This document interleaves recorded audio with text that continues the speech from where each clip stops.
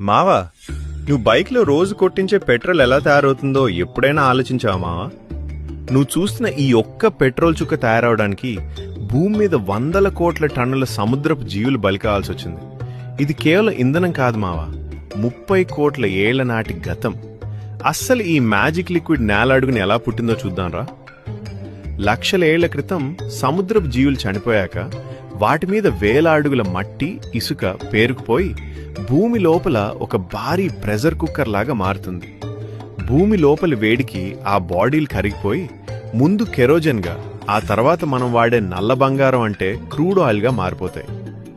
వేల అడుగుల లోతులో రంధ్రం చేసి ఈ క్రూడ్ ఆయిల్ని బయటికి తీసి పెద్ద రిఫైనరీ టవర్లో వేసి హీట్ చేస్తే టెంపరేచర్ పెరిగే కొద్దీ ఈ నల్లటి ఆయిల్ నుండి ఫస్ట్ మనం రోజు వంటకి వాడే గ్యాస్, తర్వాత పెట్రోల్, జెట్ ఫ్యూయల్, డీజిల్ ఒక్కొక్కటి బయటకు వస్తాయి.